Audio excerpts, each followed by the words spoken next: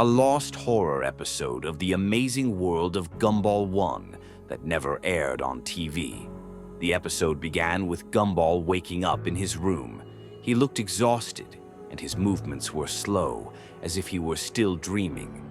The camera lingered on his face for an uncomfortably long time. He turned his head toward Darwin, who was standing by the window, completely silent. His eyes were wide open, and he didn't even blink.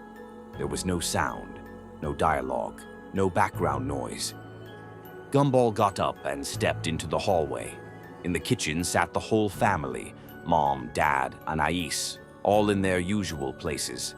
But none of them moved. They looked frozen, like wax figures. The only thing still alive in the house was the television.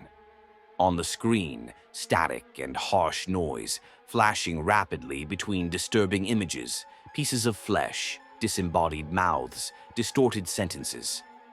Gumball tried to scream, "Hey, what's going on?" But no sound came from his mouth, just a wide, silent gasp. He ran outside, and that's when things truly felt wrong. All of Elmore had stopped. People were frozen. Cars halted mid-intersection. Even birds were suspended in the sky. The air felt thick, like the world itself was holding its breath. And then, a sound. Just one. Something was breathing. Slowly. Heavily. Somewhere close. Gumball turned around, and behind him stood a tall figure, barely distinguishable from the background. It wore a plain white mask without a face. It didn't move, didn't speak. It just stood there. Gumball ran, but the streets of Elmore began to twist and distort. The houses stretched upward, the sky turned dark, the streetlights flickered. Then, in the sky, a massive white eye opened. On screen, distorted text appeared. "You woke it. Go back." Gumball made it home. He slammed the door behind him, panting. He climbed the stairs to his room and froze. There, on his bed, sat himself. Another Gumball, identical but with completely blank white eyes. His smile was unnaturally wide.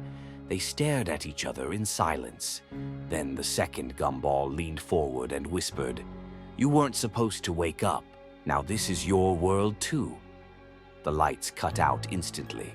The final frame was Gumball's face, horribly distorted. And then, total darkness. At the very end, over a black screen, distorted voices from old episodes could be heard. "Let's go, Darwin. It's just a game." Followed by a child's laughter that slowly turned into a scream. For a split second, a family photo of the Wattersons appeared, but all their eyes were empty black voids. The image seemed to burn like an old photograph left in the sun. Then a single phrase replaced it. "This episode is no longer broadcast.